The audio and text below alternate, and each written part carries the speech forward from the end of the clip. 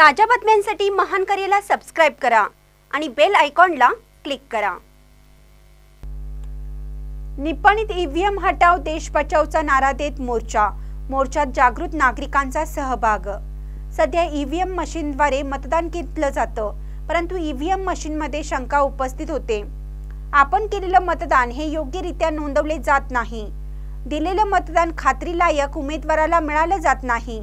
या पद्धतीच्या शंका मतदारांच्या मनामध्ये असून मतदान प्रक्रियामध्ये पारदर्शक व विश्वासार्हता निर्माण व्हावी यासाठी येणारी प्रत्येक निवडणूक बॅलेट पेपरवर व्हावे यासाठी निपाणी येथील जागरूक नागरिकांनी ईव्हीएम हटाव देश बचाव असा नारा देत निपाणी तहसीलदार कार्यालयाला निवेदन देण्यात आलं।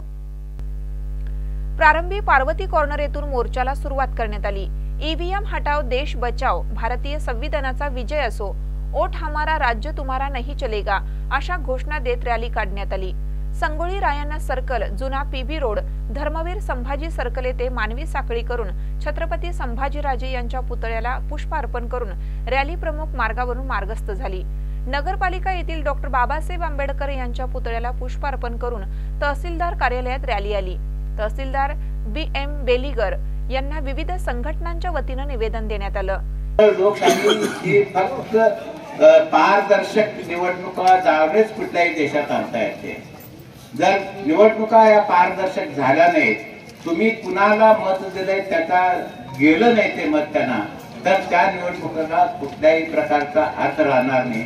त्या ईव्हीएम मध्ये तुम्ही कुणाला मत दिलाय तुम्हाला तिथं दिसतंय, पण आज कुणाला गेले ते काय कुणाला काय कळत नाही। आणि त्यामुळे त्याबद्दल असंख्य तक्रारी आल्यामुळे दुसरं असं की ज्या देशाने ईव्हीएमचा शोध लावला, ह्या मशीनचा शोध लावला, त्या देशात सुद्धा ईव्हीएमचा वापर करून इलेक्शन घेत नाही।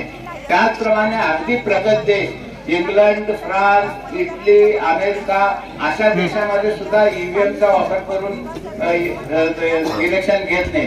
त्याचप्रमाणे जर्मनीच्या सुप्रीम कोर्टाने तर इतपत म्हटलंय की ईव्हीएमचा उपयोग करून इलेक्शन घेणं हे घटनाबाह्य आहे आणि त्यामुळे तिथं पण बॅलेट पेपरद्वारे घेतात। आपलं लोकशाही जर टिकवायचं झाली, आपलं सत्ता कुणाची त्या भागच निराळा असतो, त्याचा काय संबंध नाही, ती लोकांची इच्छा असते काय। पण नेमकं आम्ही ज्यांना मत दिलोय त्यांच्यापर्यंत त्यांना पोहोचलं पाहिजे, त्यांच्या नावानं ते रजिस्टर झालं पाहिजे आणि ह्याची ऍक्युरेसी म्हणजे फक्त बॅलेट पेपरनच येऊ शकते। आणि त्यामुळं बॅलेट पेपरनच यापुढे सर्व इलेक्शन घेऊन या देशातली लोकशाही ती जिवंत ठेवता येईल, त्याचप्रमाणे घटना अबाधित ठेवता येईल आणि देशामध्ये एक म्हणजे प्रबळ लोकशाही। त्या निवेदनात स्पष्टपणे सांगितलेलं आहे की ईव्हीएम मध्ये घोटाळा होतो, त्यामुळं सगळ्या जगात मतपत्रिकेद्वारे सुदृढ लोकशाही निर्माण झालेली आहे। आपल्या देशात सुद्धा निकोप लोकशाही आणायची असेल तर मतदान हे मतपत्रिकेद्वारेच झालं पाहिजे, तरच संविधान वाचेल आपलं। आणि सर्वात महत्त्वाचा भाग म्हणजे हल्ली जी बाबासाहेब आंबेडकरांनी घटना लिहिली त्या घटनेची मोडतोड जोरात चालू आहे। त्यामुळं घटना संविधान वाचवा आणि ईव्हीएम हटवा हे महत्त्वाचं आहे।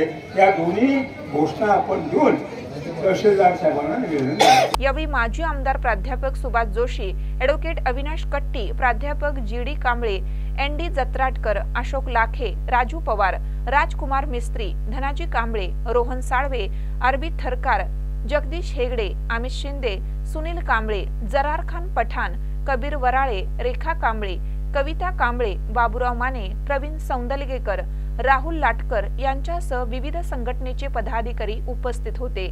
महानकर न्यूजसाठी गौतम जाधव, निपाणी।